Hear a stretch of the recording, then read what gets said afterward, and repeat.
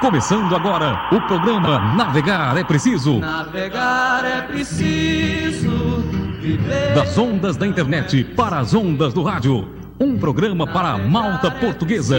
Lusanet leva aos lusos dos 4 cantos do planeta as notícias da comunidade. Futebol, entrevista, música, cultura, utilidade pública e humor. Enfim, um programa para redescobrirmos nossas origens. Navegar é preciso viver, não é preciso. Navegar é preciso viver.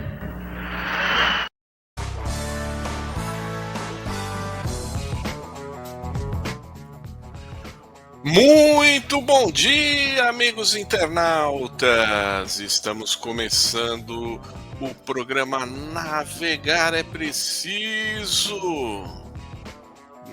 Mais uma edição, a de número 1300, exclusivamente pela live no Facebook. O endereço, você já sabe, é o facebook.com/Grupo Lusanet. Não deixe de acessar também o nosso site, hein? O www.lusanet.com.br. Em São Paulo são 10 horas e 2 minutos. Em Lisboa, 14 horas, 2 minutos. No programa de hoje, teremos as notícias da semana em Portugal, bem como mais um capítulo da história dos castelos portugueses, além de fazermos uma visita até o Conselho da Lourinhã. E é claro, tudo sobre o futebol português e sobre a nossa Lusa do Canindé.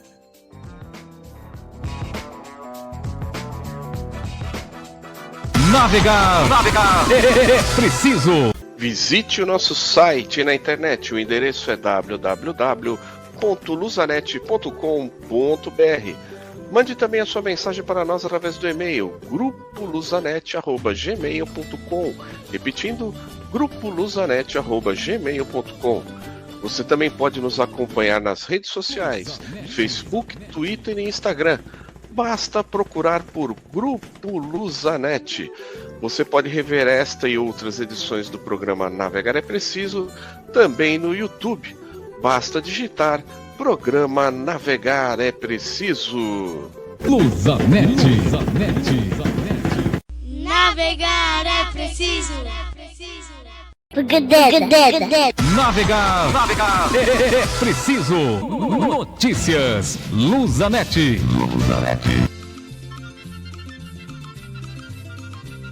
É isso aí, de volta com o Navegar é Preciso, Notícias Lusanet mais uma vez. Nosso muito bom dia a todos os internautas ligadinhos aqui com a gente no Navegar é Preciso, nesta manhã agradável da primavera brasileira, como é agradável sempre um bom dia dele, Nelson de Paula. Muito bom dia, Lourenço, bom dia a todos os internautas que nos acompanham, um bom domingo a todos, um beijo no coração.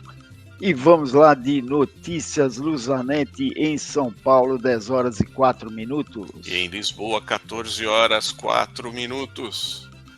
Montenegro confiante na aprovação do Orçamento de Estado. O primeiro-ministro português Luís Montenegro declarou ontem, sábado, que não está preocupado com o possível chumbo do Orçamento do Estado para 2026.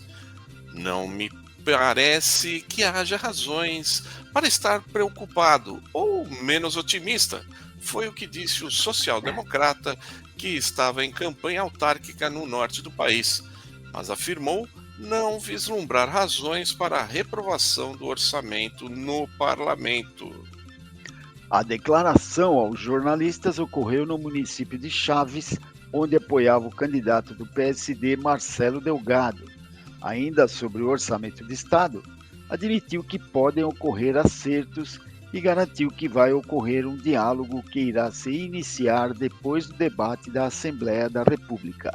Ao mesmo tempo, salientou que os maiores partidos da oposição terão a responsabilidade pela aprovação, sem citar o Partido Socialista e o Chega. Recorda-se que a proposta do governo foi aprovada em Conselho de Ministros na última sexta-feira. O documento deverá ser entregue no Parlamento na próxima sexta-feira, dia 10 de outubro, dando início ao processo orçamental que terminará no dia 28 de outubro com a votação na Generalidade. A proposta será votada na especialidade no dia 27 de novembro. Navegar é preciso. Turismo. Reclamações disparam 17% face a 2024.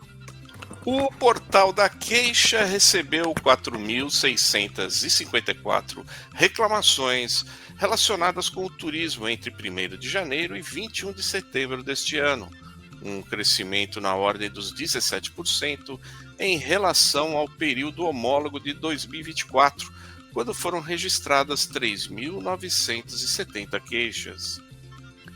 A maioria das reclamações prende-se com os sites de reservas de viagens, 48%, as companhias aéreas, 20%, e os sites de reservas de alojamento, 12%, destacam-se também no volume de queixas.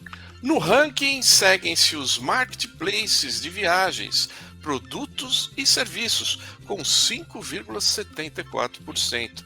As agências de viagens vêm a seguir com 4,23%, hotéis 2,86%, as redes hoteleiras com 1,89%, aeroportos 1,80%, guias e passeios turísticos com 1,03%, malas de viagem e bagagens 0,97%, motéis, pousadas e turismo rural 0,71%, e os clubes de férias com 0,11%. Segundo o Portal da Queixa, os principais motivos de reclamação contra o setor estão relacionados com problemas com pagamentos, 47,14% das queixas. Os consumidores destacam situações de ineficácia com pagamentos, transações, preço em falta ou errado, recusa de reembolso, aumento de preços, problemas com devolução de pagamentos, má gestão de reembolsos e cobrança indevida. Navegar é preciso. Na bela São Paulo, 10 horas e 8 minutos. E no Porto, 14 horas 8 minutos. Metrô do Porto diz que obra do Metrobus só avançou com autorização da Câmara Municipal. A Metrô do Porto garantiu numa carta enviada ao presidente da Assembleia Municipal que a segunda fase das obras do Metrobus só avançou com autorização da Câmara Municipal. O início dos trabalhos no terreno obedeceu à devida tramitação de autorização pelos serviços municipais competentes. Um claro cumprimento dos requisitos legais e com evidente conhecimento e aprovação da Câmara Municipal do Porto. Pode ler-se na missiva enviada a Sebastião Feio de Azevedo. O referido ofício, que foi redigido pelo Departamento Municipal de Mobilidade, refere que iria ser realizado um condicionamento de trânsito com estreitamento de via na Avenida da Boa Vista, vias centrais, nos trechos compreendidos entre a Rua Jorge Reinel e a Avenida Doutor Antunes Guimarães, e entre o número 3.422 e a Rua Miguel Torga, com início no dia 15 de setembro de 2025 até o dia 7 de dezembro de 2025. Em causa está o início das obras da segunda fase do Metrobus do Porto, que arrancaram em 22 de setembro, precisamente no trecho referido no ofício e deixando de fora o trecho junto ao Parque da Cidade, cuja revisão foi pedida pela Câmara do Porto para preservar a ciclovia e as árvores daquele trecho em abril. Navegar é preciso.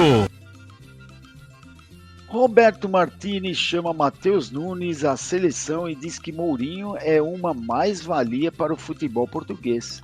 Matheus Nunes está de regresso à seleção portuguesa para os duelos de Portugal contra a República da Irlanda, dia 11, e a Hungria no dia 14, ambos no estádio José Alvalade.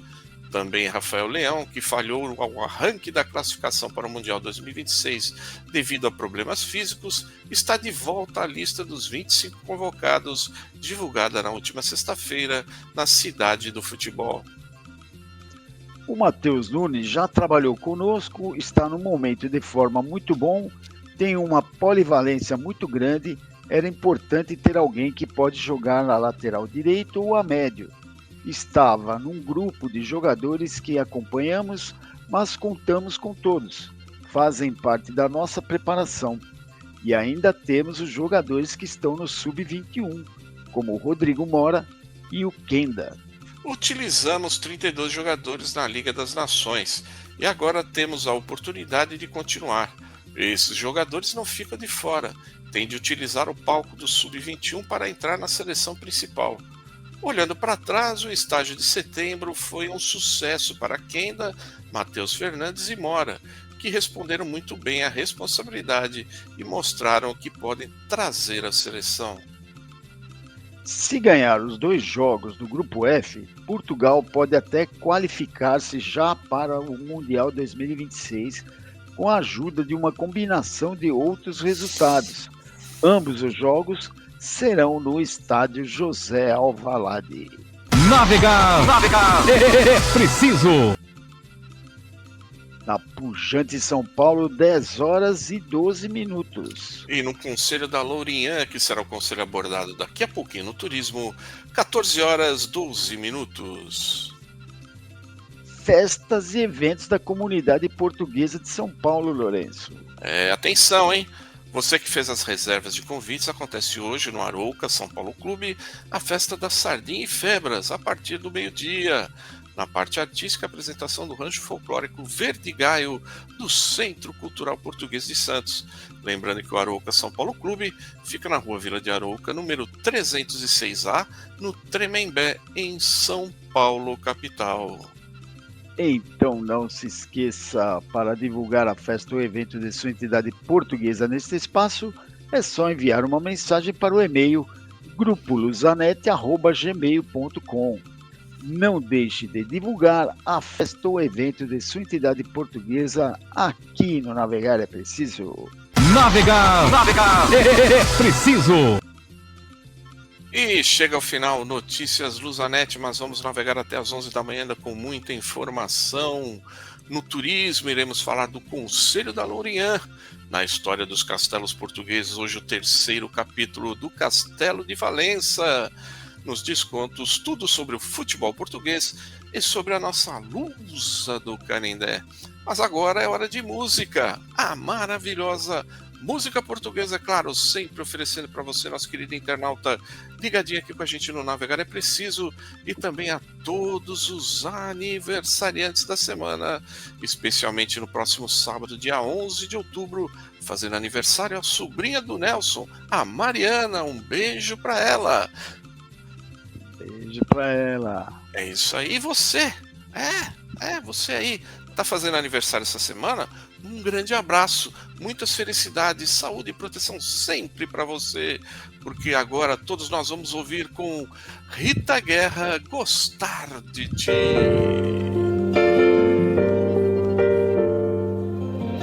A noite já caiu e trouxe de novo silêncio. O quarto está vazio, porque tu já não estás mais aqui, ao pé de mim.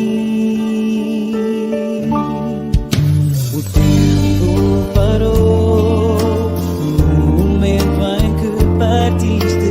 O amor acabou num leve beijo triste, mas para mim não é o fim. Enquanto o sol brilhar e o rio correr para o mar,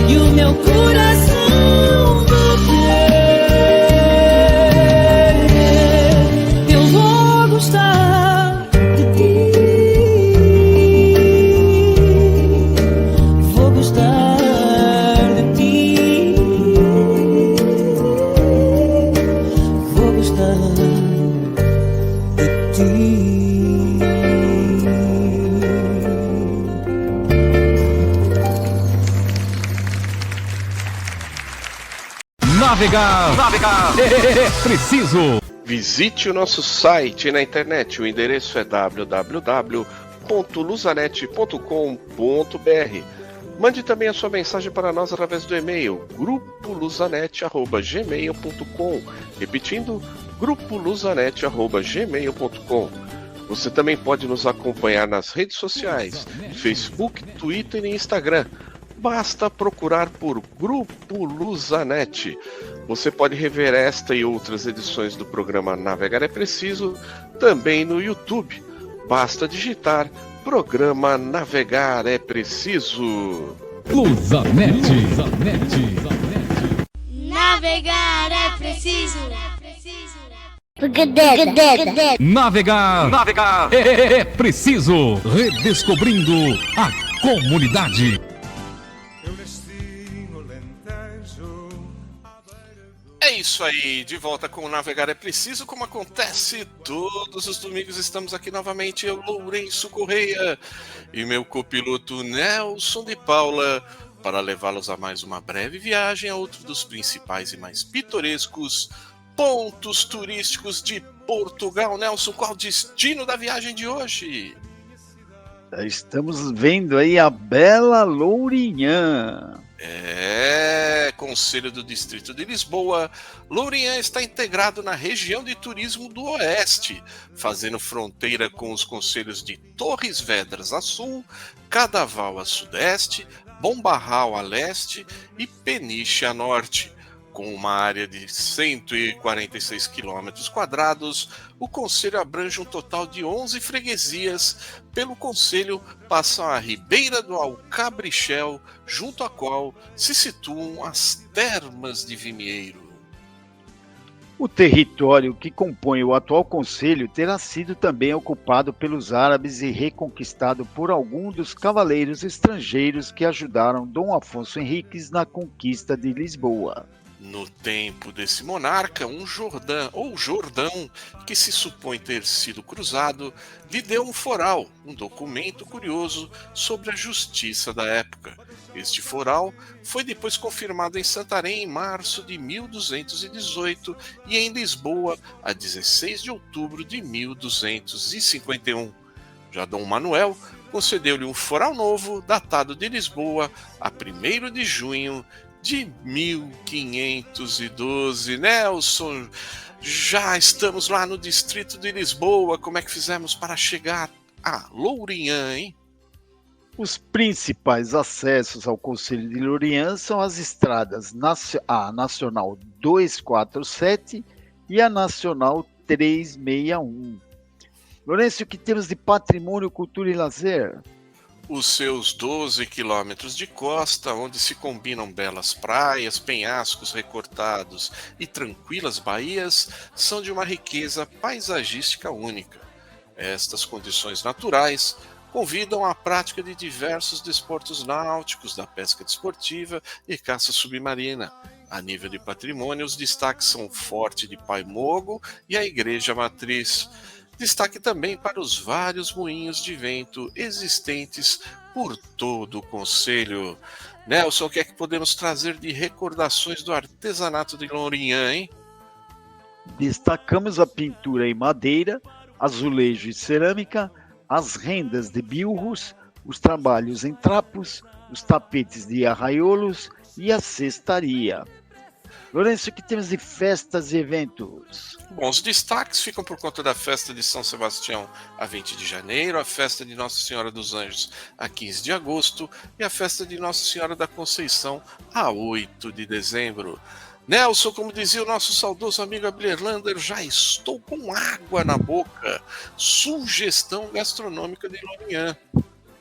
Destacamos as caldeiradas, os pratos de bacalhau, o peixe seco com batata cozida, a famosa lagosta suada, os ensopados de borrego, o cabrito e o sarrabulho. E os docinhos, hein, Nelson?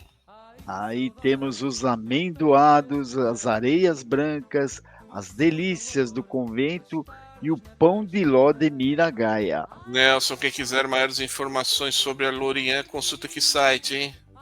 É só ir lá no site da Câmara Municipal de Lourinhã O endereço eletrônico é o www.cm-lourinhã, lourinhã sem o acento, .pt. Então não se esqueça, estando em Portugal, visite Lourinhã.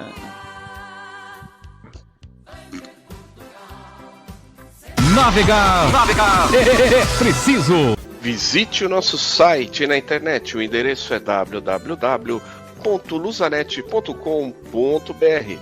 Mande também a sua mensagem para nós através do e-mail grupoluzanet@gmail.com. Repetindo, grupoluzanet@gmail.com. Você também pode nos acompanhar nas redes sociais, Facebook, Twitter e Instagram. Basta procurar por Grupo Luzanet. Você pode rever esta e outras edições do programa Navegar é Preciso também no YouTube. Basta digitar Programa Navegar é Preciso. Luzanet. Navegar é preciso. Navegar é preciso. Redescobrindo a comunidade. Estamos no Redescobrindo a Comunidade. Depois de visitarmos a bela Lourinhã, vamos falar da história de Portugal. Estamos falando dos castelos portugueses. Lourenço, de qual falaremos hoje? hoje o terceiro capítulo do Castelo de Valença. O belo Castelo de Valença. Ao abordar esse assunto, Herculano refere que na restauração que contrasta por Afonso II, afirma el rei que seu pai já tinha dado um foral àquele lugar, o qual, portanto, remota à época de Dom Sancho e talvez a de Dom Afonso I, porque nem sempre a carta municipal coincide com a origem das povoações, podendo elas existirem anteriormente. O seu período mais áureo terá sido talvez o século XIV, ao tempo de Dom Dinis, conforme atestam os desenhos à pena de Duarte d'Armas, escudeiro de Dom Manuel, e onde se podem vislumbrar as torres altaneiras com balcões, portas e barbacãs. O século XVII foi decisivo.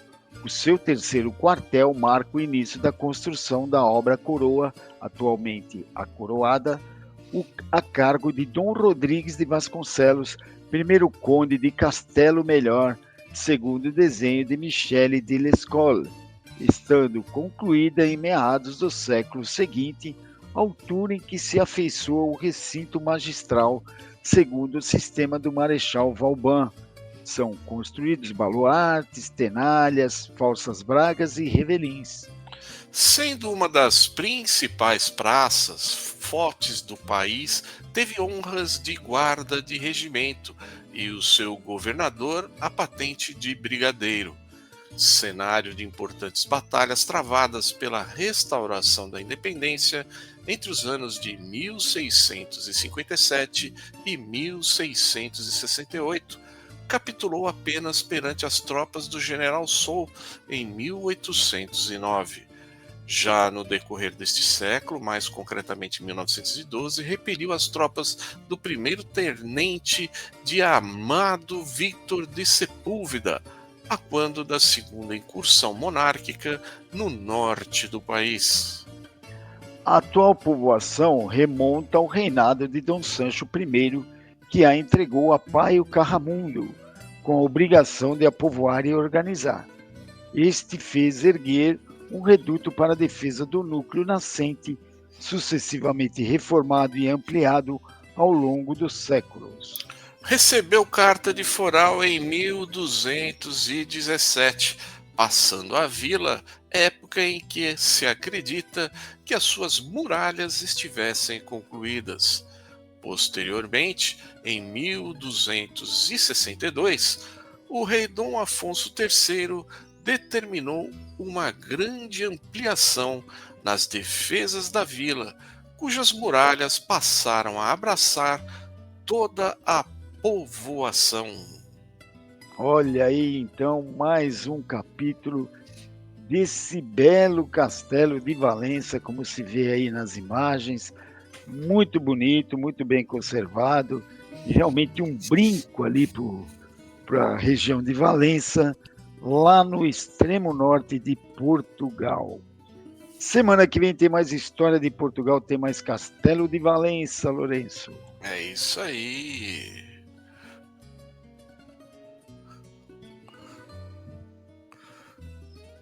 Navegar é preciso. Visite o nosso site na internet. O endereço é www.luzanet.com.br. Mande também a sua mensagem para nós através do e-mail grupoluzanet@gmail.com. Repetindo, grupoluzanet@gmail.com. Você também pode nos acompanhar nas redes sociais, Facebook, Twitter e Instagram. Basta procurar por Grupo Luzanet. Você pode rever esta e outras edições do programa Navegar é Preciso também no YouTube. Basta digitar Programa Navegar é Preciso. Luzanet. Navegar é preciso. Navegar é preciso. Nos descontos.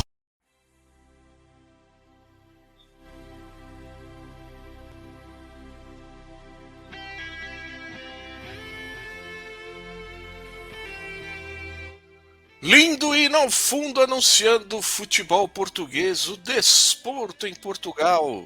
Já estamos com ele aqui ao vivo e a cores. Vamos receber o bom dia dele, Emídio Tavares. Bom dia, Emídio! Bom dia, Lourenço. Bom dia, Nelson. Bom dia, internautas. Tudo bem com vocês? Tudo bem? Bom dia, Emídio. Tudo bem? Um bom domingo a todos e a você aí. Igualmente. E vamos lá das notícias do futebol português.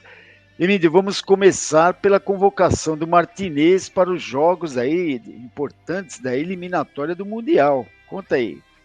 É verdade, Portugal, pelas eliminatórias, joga 2 partidas agora, no próximo sábado contra a Irlanda e na outra terça também joga contra a Hungria, ambas as partidas lá no Alvalade 21. Sem muitas surpresas, o Martinez trouxe de volta o Matheus Nunes, que realmente, na minha opinião, está jogando muito bem lá no Manchester City, voltei a ter oportunidades, e trouxe o Semedo para o lugar do Cancelo, que está machucado, e a volta do Rafael Leão, saída do Kenda, que está na seleção sub-21. Então, sem muitas novidades, Diogo Costa, Rui Silva, José Sá no gol, Dalot, Semedo, Dalot que está de volta, estava machucado, Dalot, Semedo, Nuno Mendes, Gonçalo Inácio, Rubem Dias, Antônio Silva e Renato Veiga na zaga, meio campista Palhinha, que está jogando fino da bola lá no Tottenham, é só você dar uma oportunidade para ele, colocar ele no esquema que lhe é peculiar, que ele mostra que é um grande jogador. Palhinha, Rubem Neves, João Neves, Vitinha, Bruno Fernandes, Pote, Matheus Nunes e Bernardo Silva no ataque. João Félix também está comendo a bola lá no futebol árabe. Trincão, Francisco Conceição, Pedro Neto, Rafael Leão, Gonçalo Ramos e Cristiano Ronaldo. É realmente uma seleção muito boa. O Emílio, nós falávamos aqui nas notícias que se Portugal vencer essas 2 partidas, dependendo de alguns resultados, já estaria classificado para o Mundial de 2026 precocemente, né?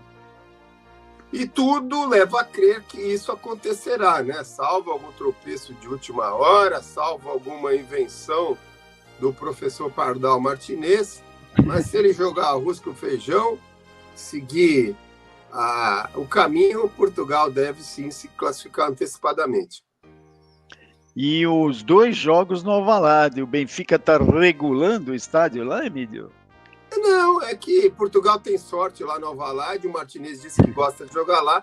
Esses jogos já estavam pré-determinados assim que saiu a tabela das eliminatórias para serem realizados lá no campo do Sporting. Muito bem, vamos ver se Portugal costuma dar sorte lá. Vamos falar agora da Liga dos Campeões, Emílio. Começando pelo Benfica, o Mourinho estreou com derrota, né? Derrota e gol contra. O Benfica até fez um bom início de jogo, os primeiros 15, 20 minutos, o Benfica foi para o ataque, criou 2, 3 oportunidades, só que num lance fortuito, aos 20 minutos, uma bola do Pedro Neto, do lado direito, cruzada para o lado esquerdo para o Garnacho. O Garnacho foi à linha de fundo, cruzou para trás, e aí o estabanado Richard Rios meteu um canhão para fora, mas a bola entrou no ângulo do goleiro Trubin e fez o gol do Chelsea. O Chelsea daí para frente passou a dominar a partida, criou mais algumas oportunidades. No segundo tempo, o Mourinho, de novo, deu uma certa estabilidade para a equipe. Reclamou-se um pênalti em cima do jogador do Benfica. Pênalti claro para mim, mas depois disseram que no lance, no início da jogada, o jogador estava impedido, o jogador que lançou a bola. E aí, o segundo tempo, o Chelsea só administrou. O Mourinho ainda colocou o Tchaldrup, o Barreiro, Ivanovic.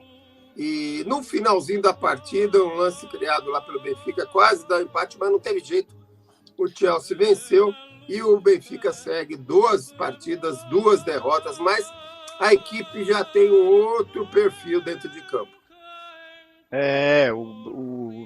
Todos sabíamos que ia ser uma parada dificílima, né? Contra o Chelsea lá em Londres. Um jogo que acabou 1-0, mas o Benfica não foi de todo mal. E o Rui Borges revolucionou o esporte, mas perdeu na Itália 2-1, hein, Emílio? Porque ele é um técnico fraco. Eu vou reiterar isso sempre. Ele é fraco. Aí, pelas manifestações do tal de Soares na última partida, que de novo saiu nervosinho, já deu entrevista que para continuar assim, ele precisa repensar o futuro dele. Então vai, repensa, volta para o Alavés. O Rui Borges colocou um time diferente em campo, deixou o Pote e o Soares no banco, entrou com o Fresneda. Aliás, o Fresneda é um lateral jovem que se dá bem no esporte, foi convocado para a seleção sub-21 da Espanha. Colocou o Fresneda, o Quaresma, o Max Araújo. Eu gosto do Max Araújo. Gonçalo Inácio na zaga, o Gilmanji, o Trincão, o João Simões no meio do campo, Katomo Kenda e o Anísio no ataque. O Sport dominou boa parte da posse de bola, aí estava atacando no lance aos 36 minutos, perdeu a bola, não fez a falta, aquela falta que todos nós sabemos que deve ser a falta para parar a jogada no campo de ataque. Necessária, né? Permitiu que o Napoli descesse em contra-ataque e em poucos toques na bola, o De Bruyne colocou o tal de Højlund na cara do gol para abrir o placar. Aí, segundo tempo, o Rui Borges resolveu mexer. Aí ele tirou o Trincão, colocou o Pote, tirou o Catamo, colocou o Soares, deu mais ofensividade. Aos 16 minutos, o Max, numa jogada na área, foi caçado pênalti. O Soares bateu, fez o gol. Aos 21, o Quaresma se chocou com o goleiro do Sport, saiu contundido. Logo em seguida, o Rui Borges colocou mais jogadores, colocou o Alisson. Eu gosto desse Alisson, tem se mostrado um bom atacante. Depois trocou o João Simões pelo Morita. Estava tudo caminhando para o empate, aí aos 34, outra bobeada agora do Rui Silva. Olha, eu não sei a opinião de vocês, mas eu acho esse Rui Silva muito irregular. É uma no cravo e 10 na ferradura, pelo amor de Deus. Uma bola de novo. Concordo com você, viu, Emílio? De novo do De Bruyne, alçada na área. O Rui Borges saiu caçando borboleta e o Højlund, de cabeça, fez 2-1. No finalzinho, nos acréscimos, o Gilmanji, na cara do gol, cabeceou para a defesa do goleiro do Napoli. Vitória do Napoli, mas, de novo, falhas levaram o Sporting a essa derrota e a continuar assim. Não sei se o Sporting vai longe na Liga dos Campeões, não. Emílio, lembrando que o Napoli é um dos melhores times da Itália hoje, né? Tá muito bem no campeonato italiano. E esse Højlund aí parece que gosta de fazer gol contra portugueses, né? É verdade. Já no jogo da Dinamarca contra Portugal, ele não marcava há muito tempo, a Dinamarca ganhou de 1-0 o gol dele. Agora, desta vez, ele fez 2 gols no Sport. E outra coisa, né? Coisa meio básica, né? Você vai ficar vendo o De Bruyne jogar, você vai se ferrar, não tem jeito. Lógico. E você lembrou bem aí, o último lance do jogo, a cabeçada do Hjulmand, o outro dinamarquês lá do Sport. O goleiro fez uma defesa de cinema, o Sport poderia ter saído de lá com um empate, né? Mas, como eu falei, né, o Napoli hoje é um dos melhores times da Itália. Um resultado normal. Vamos ver agora os próximos jogos de Benfica e Sport e ver se melhora aí, né? Bom, Emílio, e na Liga Europa o Braga fez bonito, né? O Braga surpreendeu, o Braga que vai mal no campeonato, mas bem na Liga Europa. O Braga enfrentou o Celtic lá na Escócia. O Celtic dominou os 20 minutos iniciais. Aí, uma jogada isolada do Ricardo Horta, ele pegou a bola no meio do campo, foi evoluindo e meteu um petardo no ângulo do goleiro Schmeichel. 1-0 para o Braga, e isso desestabilizou o time do Celtic.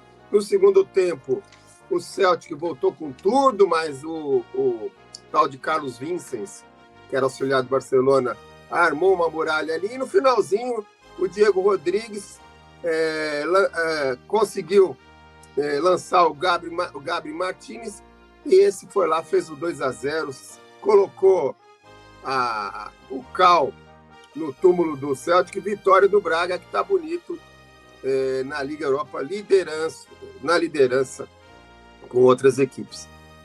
2 vitórias, belíssima vitória do Braga lá contra o Celtic, né?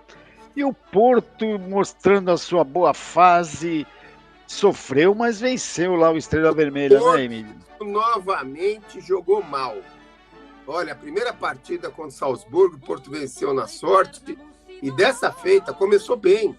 7 minutos, o tal de Denis Gu foi lançado, deu um toquinho de classe, entrou dentro da área, foi puxado, pênalti. Aí o William Gomes, o brasileiro William Gomes, foi lá, bateu, fez 1-0. O Porto achou que estava dono da partida, deu espaço pro Estrela Vermelha. O Estrela Vermelha foi lá, numa bola alçada na área, rebatida para fora. O jogador do Estrela Vermelha pegou um canhão de esquerda, um golaço. E depois o Estrela passou a dominar o final do primeiro tempo. Na etapa final, o Farioli trocou o Martins Fernandes pelo Alberto, trocou o Bendarek pelo Froholt, belos jogadores Froholt. Bom. Mas o Porto criava, não concluía, errava passes. E o Estrela Vermelha criando nos contra-ataques uma ou outra jogadinha. E aí, no último minuto do jogo, uma bola do Gabri Veiga, que tinha entrado, ele lançou o PP na direita, um lance duvidoso, mas o VAR deu que ele estava em condições. Ele levou a bola, evoluiu a entrada da área e tocou de bandeja para o Mora fazer. Mais uma vitória do Porto no finalzinho. Venceu, mas não jogou para tanto. 2 jogos, 2 vitórias. E com isso, o ranking da UEFA mudou essa semana 2 vezes. Quando o Benfica e o Sport perderam, Portugal estava em segundo, despencou para terceiro. E com as vitórias do Porto e Braga, Portugal ultrapassou e agora é o líder do ranking anual da UEFA, com essas 2 vitórias de Porto e de Braga. Ô, louco, Portugal é o primeiro. Porque são 2 jogos, né, Nelson? 2 rodadas só. Assim, tá certo. O ranking deste ano aqui, tá bom. Do ano, isso. Caiu para terceiro depois das derrotas. Estava em segundo, caiu para terceiro depois das derrotas de Sport e Porto. E com as vitórias com a combinação de resultados de Braga e Porto, conseguiu alcançar o primeiro lugar agora. Muito bom, né? Bom, Emílio, antes de falarmos da Superliga, vamos falar aí dos portugueses e outras notícias, né? Temos notícias aí do Boa Vista. Conta aí, Emílio. Boa Emílio. Vista, coitado, vai de mal a pior. O Boa Vista Clube se inscreveu na última divisão distrital e o Boa Vista Braga na primeira distrital do Porto. Só que essa semana o Boa Vista Clube pediu o cancelamento da sua partida na terceira jornada por falta de jogadores. Por quê? Embora o Boa Vista Clube não tivesse nenhum problema, o Boa Vista Sádia, que teve a proibição de inscrição de jogadores pelas dívidas trabalhistas, dívidas com fisco, etc., O Boa Vista Clube responde solidariamente e, por isso, também não pôde inscrever jogadores. Consequentemente, faltou na terceira jornada, pelo menos até a última hora, o que estava previsto era que ele iria faltar e perder 3 pontos. Meu Deus do céu, inacreditável o que está acontecendo com o Boa Vista, hein? A incompetência desse pessoal, olha, eu vou te falar uma coisa, hein? Emílio, você tem notícias aí do Nuno Espírito Santo, né? O Nuno Espírito Santo, que tinha saído do Nottingham, foi para o West Ham na estreia dele, semana passada, estreou frente ao Everton. O Everton fez 1-0 lá na casa do Everton. Mas não é que o Nuno Espírito Santo foi lá e conseguiu empate. E ele já começou afastando um jogador que era titular do time há muito tempo e que atuou com ele no Nottingham, teve treta com ele lá. Lá no Nottingham ele estava emprestado, ele mandou de volta para o West Ham e agora o West Ham está afastado definitivamente. Primeiro jogo dele empatou, ontem jogou com o Arsenal, aí o buraco era mais embaixo, perdeu por 2-0. Foi um jogo difícil, né? E o Miguel Oliveira, hein, Emílio, o motociclista português? O Miguel de Oliveira, depois de 15 anos na MotoGP, decidiu que o ano que vem ele vai para a Superbike. Sai da moto para as bicicletas. Ele vai defender a equipe da fábrica BMW, pelo menos por uma temporada. Não, mas isso é bicicleta não, né? Será? Superbike é. Não, acho que não, hein, Emílio? Acho que é uma categoria... Mudança de modalidade. Eu não sei dizer se é, mas é mudança de modalidade. Eu acho que é moto mais... motos menores. É uma categoria do motociclismo que emprega motocicletas modificadas de produção, ao contrário da moto velocidade, que utiliza motocicletas produzidas especificamente para competição. Para competição, é moto de linha, digamos assim. É de fábrica. Compra lá na autorizada e vai para Pumba. Emílio, e o Sérgio Conceição, hein? Embora ainda não anunciado oficialmente, faltam alguns detalhes, a imprensa árabe está dizendo que ele já acertou valores e vai ser o novo treinador do Al Ittihad. Mas, por enquanto, oficialmente não foi anunciado. E como é que está o ranking da UEFA, hein, Emílio? Bom, você já acabou de falar, né? Acabou de falar. O Portugal estava em segundo, depois da derrota do Sport Benfica caiu para terceiro, e com a vitória do Porto e Braga, assumiu a liderança anual do ranking da UEFA. Agora vamos falar de Superliga. Lourenço, conta aí os resultados da semana passada. A sétima jornada, os jogos de domingo, o Alverca venceu o Guimarães por 2-0, o Braga perdeu em casa para o Nacional por 1-0, por isso que o Emílio falou, e o Braga está indo bem na Liga Europa e está indo mal no Campeonato de Portugal, né? O Famalicão empatou com o Rio Ave 0-0 e a sétima jornada terminou na segunda-feira passada, dia 29, com o Porto visitando o Arouca e goleando o Arouca por 4-0. Já a oitava jornada começou na sexta-feira com o Casa Pia empatando com o Estoril 2-2. Ontem nós tivemos Nacional 3, Moreirense 2, Gil Vicente 2, Estrela Amadora 0, AVS SAD 1, Alverca 3 e o Guimarães venceu Santa Clara por 2-1. Hoje teremos o complemento da jornada com mais 4 partidas. O Arouca recebe o Famalicão, o Rio Ave recebe o Tondela, o Sporting recebe o Braga e o Emílio torcendo para que o Braga continue na draga que está no Campeonato de Portugal. E o grande jogo da jornada é o clássico, né? Inclusive, se eu não me engano, vai passar aqui para o Brasil pela ESPN, né? Porto e Benfica, o grande jogo da rodada no Campeonato Português, hein? Com os sportinguistas torcendo pro Benfica para ficar tudo igual. Exatamente. Por quê? Eu não sei, viu? Eu não sei. Se eu não me engano, o Lourenço vai confirmar, mas o Porto está 100%, né? Ganhou todas até agora. Exatamente. E Exatamente. talvez o que fosse bom para o Sport é um empate. Aí os dois perdem pontos, né? Em todo caso. O Benfica já tem 2 ou 3 partidas em que empatou. Se o Benfica ganhar. Duas. Se o Benfica ganhar, o Sport vai depender dele. Isso. Porque o Sport vai para 7 pontos, vai para 7, faz os 18, 19, 20, 21 pontos, os mesmos 21 pontos que o Porto tem, né? E só que o primeiro critério de desempate é o confronto direto, né? Então, porém, aí é que pega. Confronto direto quando forem duas equipes empatadas. Quando forem 3, aí muda tudo, né? Porque aí o Porto vai ter uma vitória e uma derrota, o Sport uma vitória e uma derrota, e o Sport ainda precisa jogar. Mas o Benfica não vai jogar. Se o Benfica ganhar, só chega nos 20 pontos, Emílio. É verdade, tem razão. Então vai empatar o Sport tem muita lenha. em primeiro lugar. Por isso que. Tem muita lenha para queimar ainda, né? Mas o Porto hoje, o estádio do Dragão vai estar fervilhando com certeza, viu? Como é que tá a história de torcida adversária nos estádios, Emílio? Você sabe? Pode ir? Como é que é?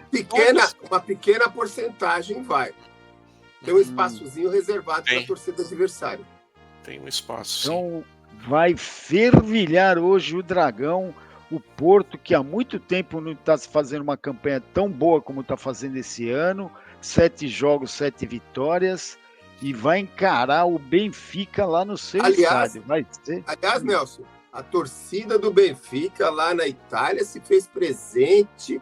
Por grande parte da partida, você só ouvia a torcida do Benfica, mesmo com a derrota, presente, incentivando a equipe. Inclusive, o Enzo Fernandes, quando o Chelsea fez o gol, ele efusivamente comemorou e a torcida ficou revoltada porque ele forçou a barra quando ele foi vendido para o Chelsea para sair, e a torcida não esquece disso.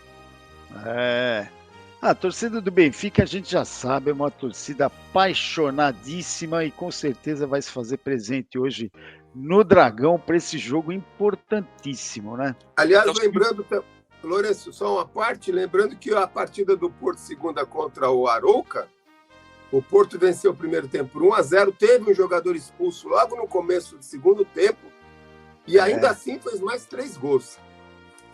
Foi um belo jogo do Porto. Só recapitulando aqui rapidamente a classificação, o Porto lidera com 21, o Sporting tem 18, Benfica 17, Gil Vicente 16, Moreirense 15, Famalicão 12, Guimarães 11, com 10 temos o Alverca e o Nacional, com 9 o Braga, Santa Clara, Casa Pia e Arouca com 8, Estrela Amadora com 7, Estoril com 6, abrindo a zona da degola o Rio Ave com 5, Tondela com 5 e o AVS SAD é o Lanterninha com 1 ponto. Pela segunda liga já tivemos algumas partidas pela 7ª jornada. O Marítimo empatou em casa com o Acadêmico de Viseu 2-2, o Lourosa perdeu para o Farense 2-1, o Chaves venceu o Vizela 1-0, o Portimonense empatou com o União de Leiria 1-1.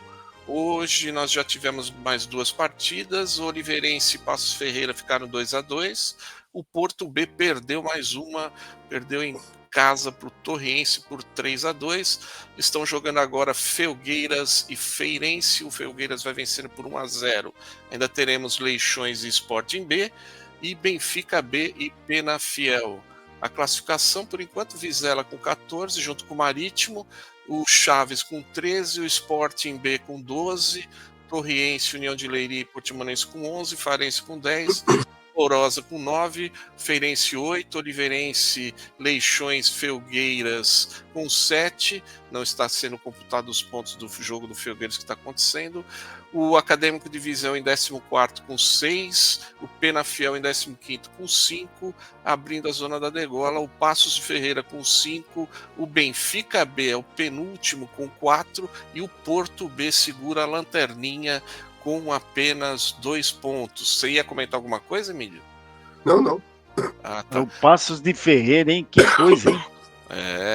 Já Olha pela terceira só. liga, Nelson, tivemos a 7ª jornada já começando. O Trofense, pela Série A, o Trofense perdeu para o São Joanense por 2-1. O Varzim empatou com o Guimarães B 1-1. E hoje cedo já tivemos o Braga B vencendo o Amarante por 1-0. Nesse momento estão jogando Paredes e Marco 09. O Paredes vai vencendo por 2-0, 35 minutos do primeiro tempo. Ainda temos hoje o FAF enfrentando o São João de Ver. A classificação na Série A, o Braga B lidera com 12, o Trofense e o São Joanense com 11, o Varzim com 9. Na Série B já tivemos alguns jogos, o Atlético perdeu para o União Santarém por 2-1, o Lusitano de Évora venceu o Amora 3-1 e o Belenenses perdeu para o Caldas por 2-0. Teremos hoje ainda mais 2 partidas, o Mafra enfrentando o 1º de dezembro e a Acadêmica de Coimbra recebendo o Sporting da Covilhã. A classificação na Série B, o Caldas lidera com 14 pontos, o Belenenses, apesar da derrota, ainda segue em segundo com 10 pontos, a Acadêmica vem em terceiro com 9, junto com o 1º de dezembro, Nelson. O Belenenses, eu vou te falar uma coisa, hein? A hora de disparar, perde em casa pro Caldas, 2-0, lamentável, né? Bom, mas ainda tá bem colocado. Tornou. Pelo amor de Deus, o Belenenses é Acadêmica, hein? Pelo amor de Deus, né? Vamos ver, né? A gente fica aqui na torcida. Bom, Emílio, mais alguma coisa aí do futebol português? Hoje você vai ficar ligado aí acompanhando tanto o jogo do Sporting como o jogo do Benfica e Porto, né? É isso aí, da minha parte nada. Boa semana a todos e até a semana que vem, se Deus quiser. Um abraço. Um abraço, Emílio. Tchau, tchau. Tchau, tchau.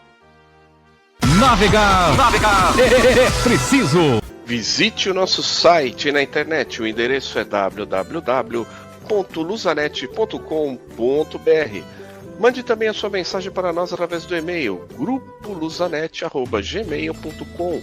Repetindo, grupoluzanet@gmail.com. Você também pode nos acompanhar nas redes sociais, Facebook, Twitter e Instagram. Basta procurar por Grupo Luzanet. Você pode rever esta e outras edições do programa Navegar é Preciso também no YouTube. Basta digitar Programa Navegar é Preciso. Luzanet. Navegar é preciso.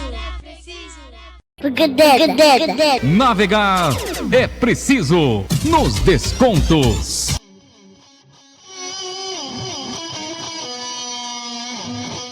Lusa do Canindé, Nelson. Esta semana, muitas novidades pelos lados da nossa Lusa. Temos novidades nos bastidores aí das competições para 2026. Temos novidades na comissão técnica da Portuguesa. Começa falando aí do novo técnico da Lusa que foi apresentado essa semana, Nelson. Foi apresentado nesta semana aí o Fábio Matias. Fábio Matias. Bom, você vê que eu não conhecia ele, né? Ele tem um currículo que eu diria assim, um currículo médio, digamos assim. Cada um tem uma maneira de pensar, né?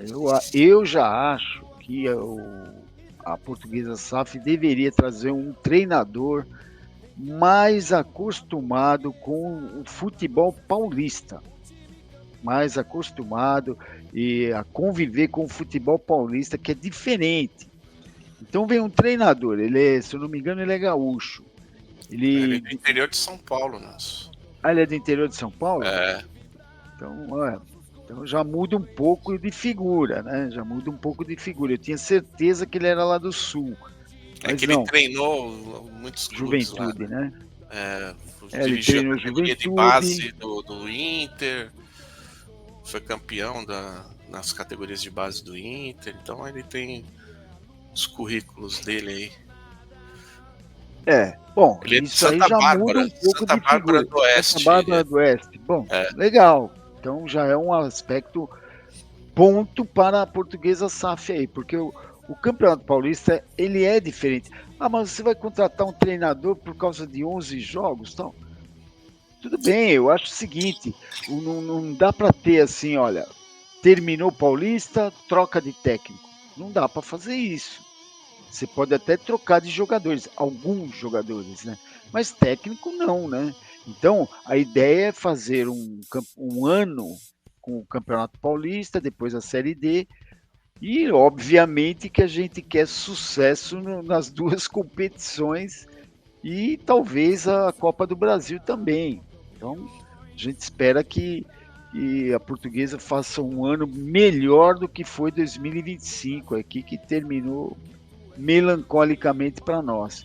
Então, até surpreendentemente, foi contratado logo aí o treinador, o que é bom. A gente falava semana passada disso, hein, Lourenço? Que já estava na hora de contratar o treinador, que é para indicar jogador, que é para observar o mercado, né? Então, é interessante que isso já venha a acontecer. O retorno dos jogadores da Portuguesa vai acontecer em breve.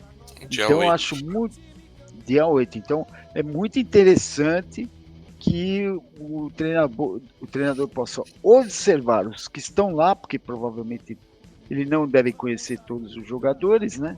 Mas é bom ele observar e também já indicar jogadores para as posições que ele considera. Inclusive, Nelson, ele falou que ele também, assim como a Portuguesa tem aquele scout lá de uma lista de jogadores, ele também tinha a dele, que ele acompanha o futebol.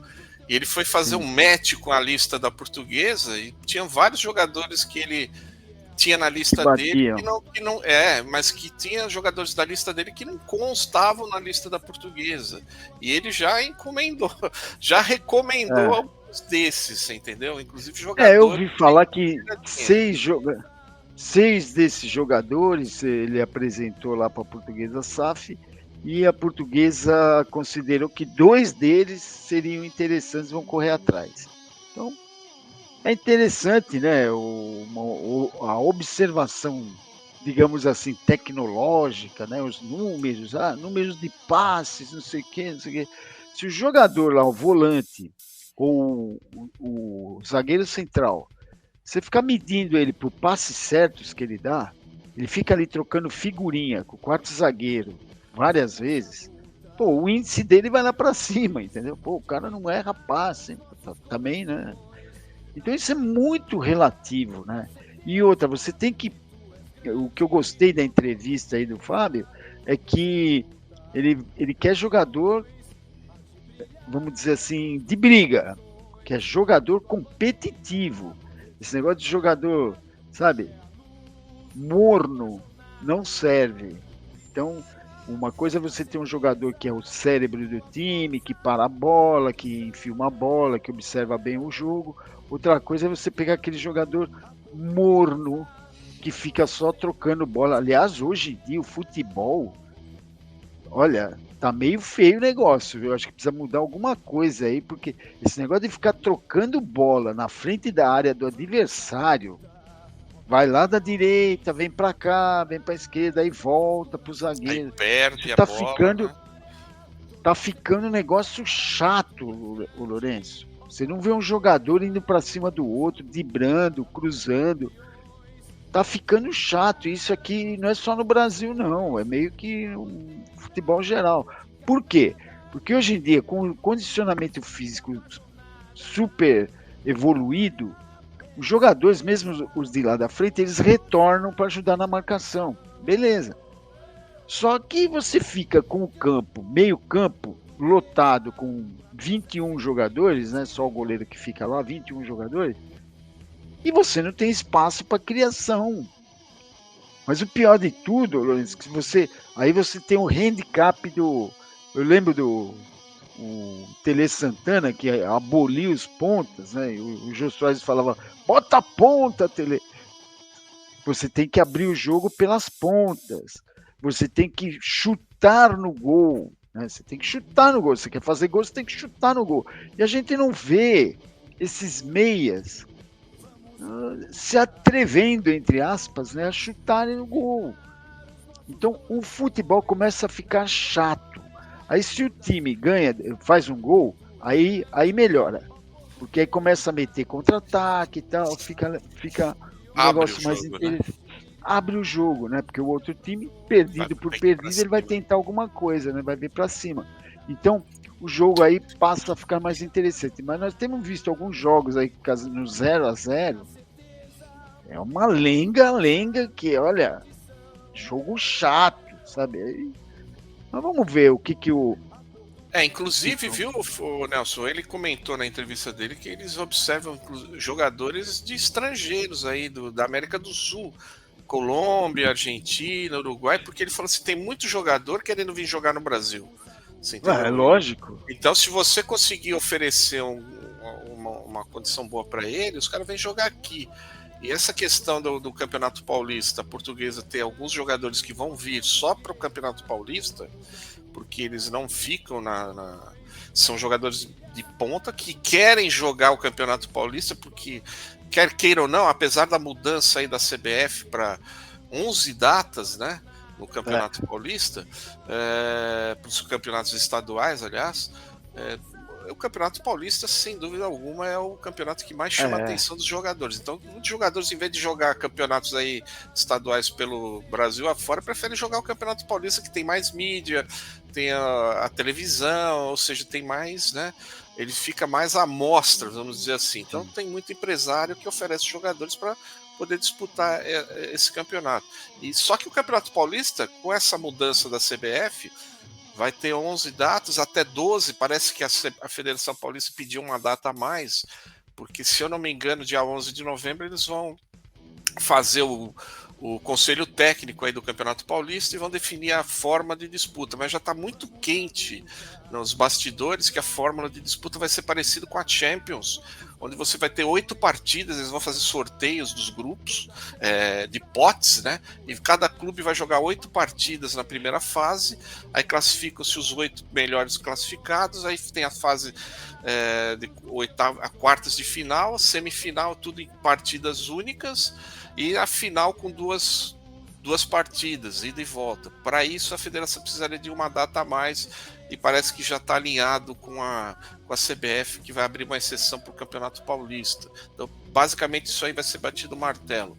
Aproveitando que a gente entrou nesse assunto, eu montei aqui um gráfico, né, sobre as alterações para a Série D.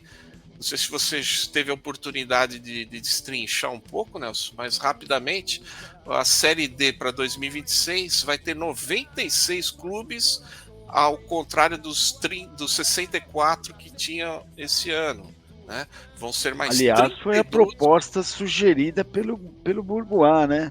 Aliás, estamos vendo aí a influência aí da Portuguesa aí lá na CBF, né? Só que o regulamento não mudou, aumentou uma fase de mata-mata, porque na primeira fase, ao invés de 8 grupos com 8 clubes, como era esse ano, o ano que vem teremos 16 grupos de 6 times cada. Ou seja, vai diminuir a quantidade de jogos na primeira fase. Esse ano foram 14 e agora no ano que vem serão 10 partidas apenas. Você entendeu? Na primeira fase. E se classificam os 4 primeiros de cada um desses 16 grupos, formando os 64 que vão para a segunda fase, que é a primeira fase do mata-mata. E aí jogos de ida e volta, vão se eliminando os jogos aí, caindo, até chegar nas quartas de final lá, onde vão ter 8 partidas, e os 4 que vão para a semifinal sobem para a Série C de 2027. A diferença é que os outros 4 times que estavam nas quartas de final, que ficaram para fora, eles vão disputar um play-off entre eles para mais 2 vagas para a Série C. Ou seja, subirão 6 equipes no ano que vem da Série C, da Série D para a Série C. Os 4 que forem para semifinais, como foi esse ano, e dos outros 4 que ficaram na fase anterior, eles vão disputar entre esses 4 que caíram fora, eles vão disputar 2 vaguinhas a mais para a Série C. Eu achei uma boa medida até em relação a isso, só que nós temos que tirar aquela pecha de bater pênalti em mata-mata, você entendeu? Jogadores que ficam fugindo da chance de bater pênalti, centroavante que não bate pênalti, você entendeu? Essas coisas assim horríveis. Então, O regulamento não mudou, vai ser mata-mata até a escolha dos classificados para a Série C. Mas é um aumento aí significativo de clubes nessa Série D, né, Nelson? A gente espera que não seja, em vez de mata-mata, o morre-morre, né? Porque, sinceramente, tem que matar. Na verdade, você fez aí um belo de um resumo, mas não mudou muita coisa o conceito do negócio, né? Quer dizer, a Portuguesa estava pleiteando uma valorização dos clubes que fazem boas campanhas. E isso não aconteceu. No fundo, não aconteceu. Permanece o mata-mata. Está parecendo mais uma medida política desse presidente aí da CBF, aumenta tal. Parece, né? Então fica 96 times, vai englobar muito mais equipes do que a 68, obviamente, né? Então é uma política, né? Cada uma dessas 32 novas equipes que hoje já não estariam na Série D, elas vão ter 10 jogos para participar, pelo menos 10 jogos. Que não refresca muita coisa, porque os clubes pequenos do Brasil não tem calendário, Nelson. Esse é o grande problema. Não tem calendário. Você colocar 10 datas para eles disputarem no começo do ano, aí, na verdade é a partir de 5 de abril, né? Porque a data não muda. 5 de abril começa a Série D e vai até 13 de setembro. Então, eles vão fazer 10... E os outros... Os primeiros 4 meses do ano, aí, janeiro, fevereiro, março, tem os estaduais, que são mais 11 datas. Ou seja, tem clube aí que depois disso não vai fazer muita coisa, né? Então... O que acontece é o seguinte, Lourenço, se com 68 clubes nós já víamos os 64. estádios, 64 clubes, já víamos estádios horríveis, você imagina agora. Você imagina agora como é que vai ser, principalmente lá no Norte e no Nordeste. Talvez aqui no Sul a coisa seja um pouco melhor, né? Lembrando que a gente tem algumas coisas horríveis por aí também. Vamos ver, né, Lourenço? Mas não muda a filosofia do campeonato. É o tal do mata-mata, então a Portuguesa tem que se preparar para isso, montar time com saco roxo, para chegar na hora do vamos ver e se apresentar e fazer bonito, né? Porque a torcida portuguesa não aguenta mais essa história de Série D, uma coisa horrorosa, né? Você vê. Exatamente. Outra coisa. Preta aí já subiu aí, caiu o ano passado da B para C, esse ano já subiu. Então, bate e volta. Inclusive você tocou no nome da Ponte Preta. Uma das mudanças aí do calendário da CBF foi também a Copa do Brasil, que teve um aumento de número de clubes participantes. E com esse aumento, a Federação Paulista teve uma quantidade maior de vagas aí, né? O detalhe é que o São Paulo agora tem 14 clubes, porque os 20 clubes da Série A do Campeonato Brasileiro têm vaga garantida na terceira fase da Copa do Brasil, na quinta fase da Copa do Brasil. E lá nós já temos 6 clubes paulistas, né? Nós temos lá o Corinthians, né?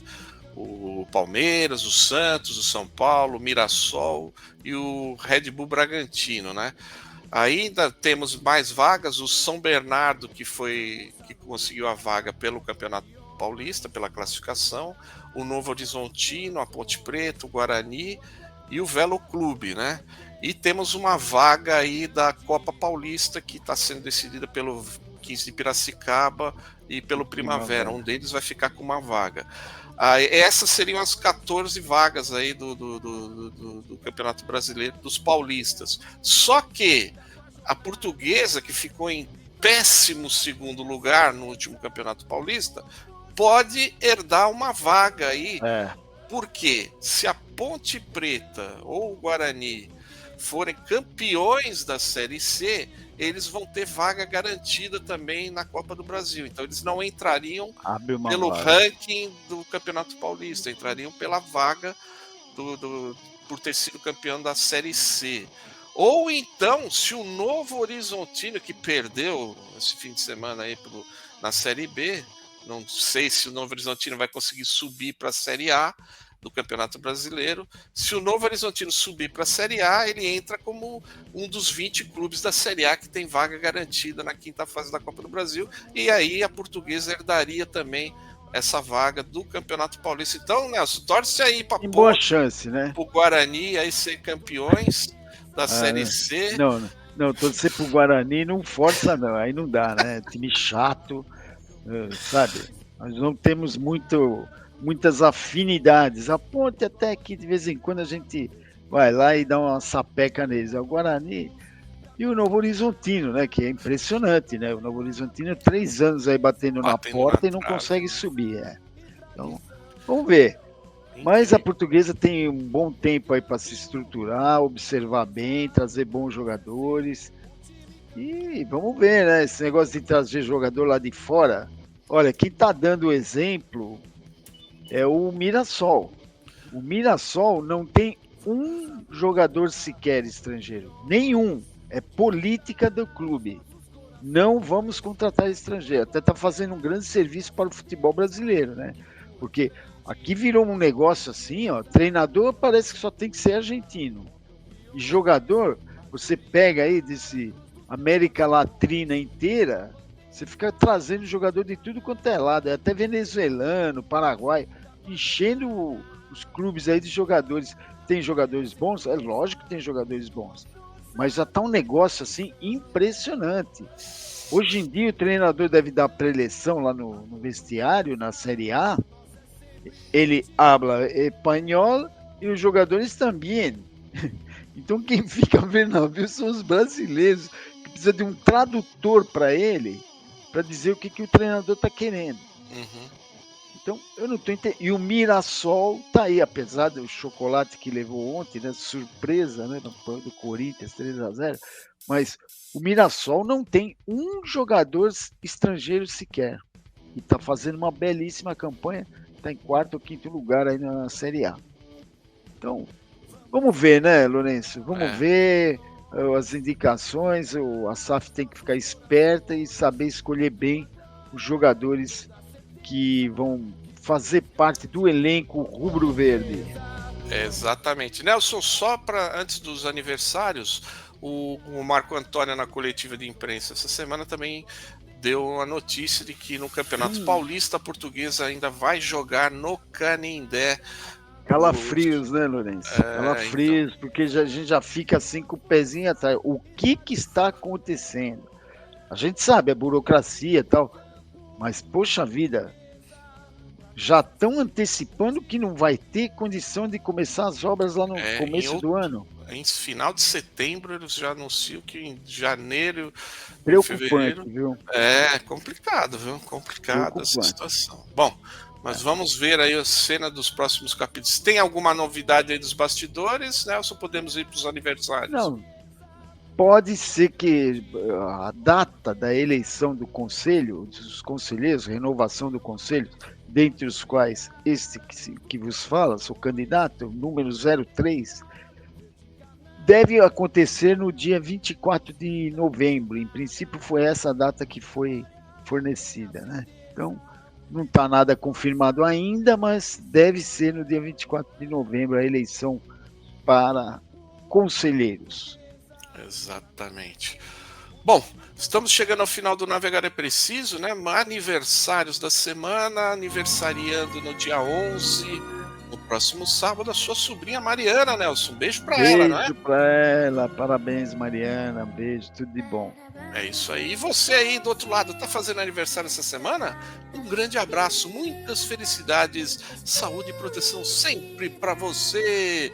E estamos chegando ao final do Navegar é Preciso, mandando abraços a todos que se conectaram com a gente: o Alberto Miranda, a Ângela Gonçalves, o Antônio Carlos Caldeira, o Arthur Cabreira, o Carlos Marques, a Carolzinha Marques, o Edivan Rodrigues, o Fernando Antunes, a Gasparina Oliveira, o Gustavo Paulo, o Joaquim Pereira, o Jorge Osmani, José Maria Souza, Maria de Jesus Amaral, Maurício Mazzoli, o Norberto Rocha, o Paulinho Marques, o Paulo Souza, o Roberto César Roberto Fernandes, o Virgínia Amaral, Vitalina Costa, mandar um beijo para minha esposa Grace, a dona Fátima, a Mariana, a tia Helena, a tia Marina, a Simone, a Adilson, Miguel, o Thiago, dona Marilene São João, o Sidney, a Fátima, o Samuel Duarte, meu tio Lílio, minha tia Marici, a Amélia, a Bruna, Fernando Neto, o Orlando, a Rosa, a Esther Sangali, o Leonardo, a Simone, o Felipe, o Vinícius, o Albano, o Márcio, minha madrinha, a dona Maria, o Cristian, a Raquel, a Lisa, todo mundo ligado no Navegar é Preciso. É isso aí, Lourenço. Vamos deixando aqui um abraço a todos os internautas que nos prestigiam e aos jornais que colaboram com as notícias e a equipe do Navegar. Eu, Lourenço e Emílio, que financiam por idealismo a emissão desse programa. Lembrando sempre que as colocações aqui feitas são independentes, democráticas e espontâneas, representando a opinião pessoal de cada um. Voltaremos no próximo domingo a partir das 10 horas no facebook.com/Grupo Luzanet. Você pode ver este e outros programas também no YouTube. É só dar uma busca lá no programa Navegar é Preciso. Um bom domingo a todos, um grande abraço e tchau! Tchau!